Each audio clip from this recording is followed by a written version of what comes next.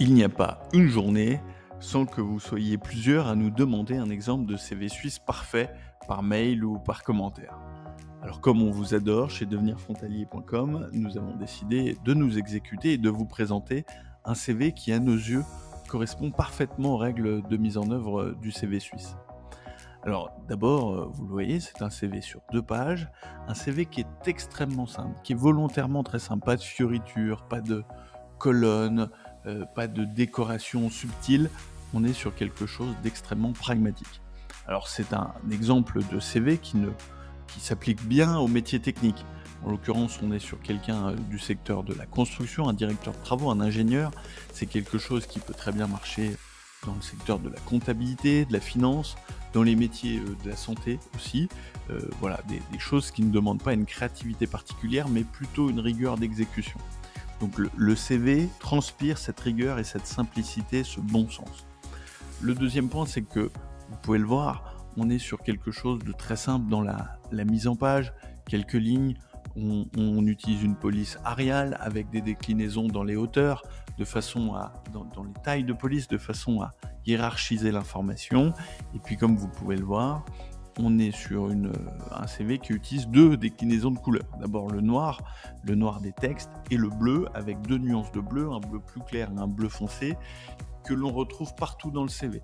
Vous retrouvez en haut une bande bleu clair que vous retrouvez dans toutes les dates tout au long du CV, et vous retrouvez en bas du CV une bande bleu marine que l'on retrouve dans tous les titres.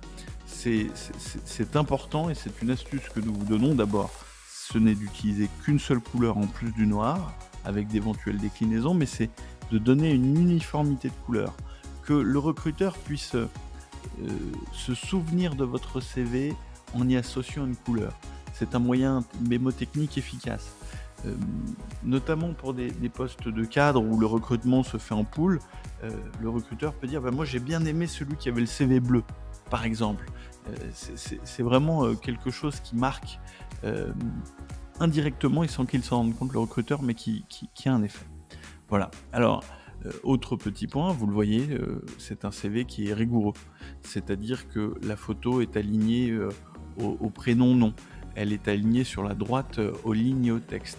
Il n'y a pas de fioritures, les espaces sont partout les mêmes, il y a des puces, c'est assez hiérarchisé dans la façon de faire, et ça c'est très très apprécié par le recruteur, et ça transpire une rigueur qui correspond bien au marché suisse. Alors si on rentre plus dans le détail du fond du CV, écoutez, on commence par les basiques, prénom, nom, comme toujours, l'adresse, et on voit que le candidat a bien pensé de stipuler qu'il habitait en France. Alors là, c'est Annemasse, c'est une ville connue, mais les recruteurs suisses ne connaissent pas toutes les villes de France, et encore moins les villages. Ensuite, on a son numéro de téléphone avec un indicatif, c'est très bien. On a une adresse mail qui est professionnelle, pierre-martin@gmail.com. Nous voyons trop souvent passer des CV avec marqué bibi du 09 @hotmail.fr. Arrêtez les pseudonymes, faites-vous des adresses mail professionnelles, soyez rigoureux, tout simplement. Il indique ensuite son âge, c'est quelque chose qui est très courant en Suisse, et c'est quelqu'un qui a priori a déjà travaillé en Suisse, puisqu'il indique être titulaire d'un permis de travail G. On retrouve à l'opposé de son état civil sa photo. On est là sur un portrait professionnel avenant qui donne confiance. On est sur le visage et le haut du buste, quelqu'un qui postule pour un poste de directeur, donc qui naturellement porte un costume, même si ce n'est pas forcément le cas au quotidien dans son travail. Il démontre l'effort de se présenter sous le meilleur auspice au recruteur, et c'est très apprécié. Bien ensuite, le titre, celui de directeur de travaux, il explicite sa recherche d'emploi et le nom du poste pour lequel il postule. Ça a un double intérêt. D'abord, ça permet de donner les informations nécessaires sur la typologie de son poste recruteur, mais surtout, dans des entreprises qui utilisent des logiciels de ciblage et d'analyse par intelligence artificielle du CV, tout de suite la machine sait dans quelle case le classer. On a ensuite 3 lignes de bio qui viennent faire la synthèse de la candidature et de la typologie de poste que peut et que veut occuper le candidat. Ingénieur diplômé, il rappelle son titre, disposant de plus de 15 années d'expérience. Là aussi, c'est en gras. Il rappelle qu'il est sur un profil senior et pas un profil junior dans la conduite d'opérations et la direction de travaux du second œuvre pour des grands groupes. Voilà, là, on a tout qualifié et on sait à qui on a affaire. Et puis il en rajoute un petit peu, spécialiste de l'ordonnancement et du management d'équipes pluridisciplinaires. Il vient rajouter une dominante de spécialité à son poste initial de façon à se démarquer d'autres candidats qui resteraient dans une démonstration assez générale de leur typologie de poste. C'est très habile. Et donc ensuite, si on descend, eh bien, on arrive aux expériences professionnelles. Là aussi, c'est beau, c'est propre, c'est aligné et c'est ordonnancé. On commence par sa dernière expérience professionnelle et on commence tout en bas par sa première. Il y a un ordre chronologique. En premier lieu, Construction SA, le nom de l'entreprise et le poste qu'il occupait, avec juste en dessous les dates du poste occupé. Et puis, première ligne d'explication de ce qu'était la nature de son poste de directeur de travaux, conduite des opérations de construction d'un complexe de 12 immeubles pour 58 millions de francs suisses. Donc, il met en exergue, et c'est très bien avec des données chiffrées, qualifiées et reconnaissables par le recruteur, la nature et la mesure du poste qu'il occupait. C'est pas la même chose de construire une maison que de construire 12 immeubles pour 58 millions de francs. Donc, il met en gras ce qui le démarque et ce qui le qualifie pour occuper des postes importants, et c'est très habile. Ensuite, il explique de façon un peu plus détaillée ce qu'il faisait, management des équipes pluridisciplinaires, plus de 800 personnes, et il le précise, il n'était pas obligé, il le précise, ça permet là aussi de venir crédibiliser sa candidature et mise en œuvre de la maîtrise d'ouvrage. Il faisait aussi du controlling financier, du maintien de la marge, du respect des délais, de la relation avec les clients. C'est très habile parce que par cette technique, il démontre que non seulement il a un profil technique d'ingénieur, de directeur de travaux, mais que pour autant, il n'est pas insensible à la gestion financière, à la marge, à la relation avec les clients. Donc il vient donner de la profondeur et de l'épaisseur à sa candidature. Et puis, vous le savez, c'est très important en Suisse, il vient donner un référent, et ce référent, c'est le PDG de l'entreprise dans laquelle il était employé. Si on descend l'expérience suivante, c'était son expérience précédente, et on voit qu'il y a une chronologie. Il postule pour être directeur de travaux, il était directeur de travaux, mais précédemment, il était directeur de travaux adjoint. Donc il y a une évolution. Et l'évolution, on la voit bien, puisqu'il ne faisait pas de la conduite des opérations, mais de la conduite partielle des opérations. Et là, il a construit un établissement scolaire de 18 millions d'euros. Donc on est sur un projet plus petit, en euros, donc en France. Il détaille ensuite les missions qu'il faisait.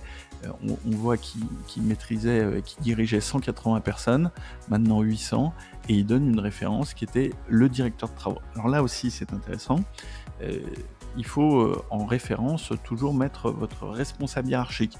Il aurait pu mettre le directeur de l'entreprise, il aurait pu mettre le PDG, mais son chef, la personne avec laquelle il travaille au quotidien, c'était le directeur de travaux, donc c'est certainement cette personne la plus à même de parler de ce que cette personne a fait dans l'entreprise, et donc il met bien ses coordonnées, et c'est très bien. Puis on a ensuite une autre expérience, encore un cran en dessous, qu'il détaille moins, parce que ce qui compte dans les détails, ce sont les dernières expériences, c'est pas ce que vous avez fait dans votre stage de troisième. Donc il ordonnance, il détaille de façon progressive, et il a bien compris le cheminement qui intéresse le recruteur.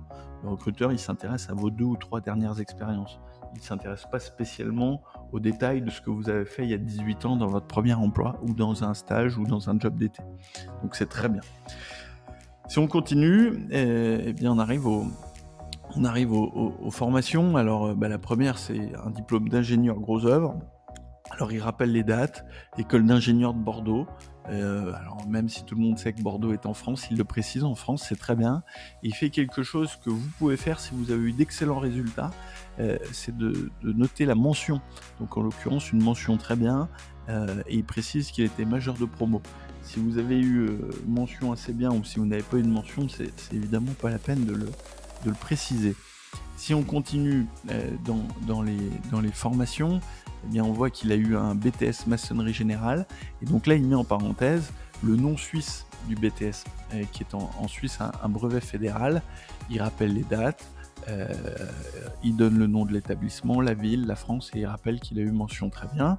Puis avant ça, il a eu un bac professionnel maçonnerie, et là aussi, il précise maturité professionnelle puisque c'est le nom en Suisse. Alors ça, c'est vraiment des profils qui sont appréciés en Suisse, où on aime les gens qui ont eu des profils évolutifs, et notamment des techniciens qui étaient plutôt des opérationnels et qui, à la faveur d'alternance ou de leur formation ou de l'évolution interne, ont pu devenir d'abord des responsables et puis ensuite des contremaîtres, voire des ingénieurs. Il développe ensuite ses langues et compétences, le français en langue maternelle, évidemment, l'allemand débutant, et l'anglais. Il vient préciser son niveau d'anglais avec un TOEIC, de façon à quantifier son niveau, et ça c'est très bien parce que tout le monde se déclare bilingue. Le juge de paix, c'est le test TOEIC. Et puis ensuite, il vient développer les différentes compétences qu'il a obtenues, et notamment sur des outils informatiques, le pack office, AutoCAD, CAO, DAO, des logiciels de dessin du bâtiment, des logiciels de planning, de finance. Donc c'est très intéressant. Et la dernière partie, qui est la partie centre d'intérêt, bien là, il vient expliquer qu'il fait du ski de fond. Bon, ça n'a pas grand intérêt, hormis qu'il y a beaucoup de montagnes en Suisse, donc ça peut faire écho à un recruteur suisse qui partage ce même type de loisirs. Mais ce qui est plus intéressant, c'est les deux faits suivants. D'abord, c'est qu'il est membre d'une association des anciens diplômés de l'école d'ingénieurs de Bordeaux. Ça va intéresser des recruteurs et des entreprises, parce que ça veut dire que c'est un homme de réseau qui pourra peut-être faire venir dans l'entreprise des camarades de promotion. Donc ça, c'est quelque chose qui va éveiller l'intérêt du recruteur, et le recruteur va tâcher de bien faire son travail et que la relation soit bonne, de façon à ce que le candidat puisse, pourquoi pas, lui proposer d'autres confrères candidats. Et la dernière passion, il déclare une passion pour l'architecture contemporaine, et c'est intéressant parce que c'est en lien avec son métier. Tâchez de toujours mettre des centres d'intérêt, des passions qui ont un lien avec votre candidature. On voit trop souvent passer musique et voyage. Bon, très bien, tout le monde met ça n'a pas vraiment d'intérêt. À l'inverse, si vous postulez pour être, je ne sais pas, infirmier, ça peut être intéressant de marquer foot sport collectif, parce que cela veut dire que vous avez l'habitude de collaborer à plusieurs, de vivre en groupe, de la jouer collectif. Si vous êtes, je ne sais pas, au hasard, dans une entreprise de travaux sur corde, c'est intéressant de dire que vous avez si c'est vrai évidemment, un loisir pour l'escalade, pour l'alpinisme, des choses en lien et qui viennent renforcer votre candidature. Voilà. Donc on est globalement, à nos yeux, sur un très bon CV, très simple, vous le voyez, extrêmement simple mais extrêmement efficace. C'est un modèle de CV que nous avons concocté chez devenirfrontalier.com. Vous l'avez en format JPEG sur notre site, vous pouvez tout à fait le recopier et le réutiliser, le recopier sur Google Doc ou sur Word. Et puis nous le commercialisons à hauteur de 9,99 € sur notre boutique en ligne, au format Word et Google Doc, de façon à ce que vous puissiez gagner du temps et remplir directement les rubriques avec les rappels de ce que vous devez mettre dans chaque rubrique. Voilà, j'espère que cet exemple vous a été intéressant, et à très bientôt sur devenirfrontalier.com. Merci.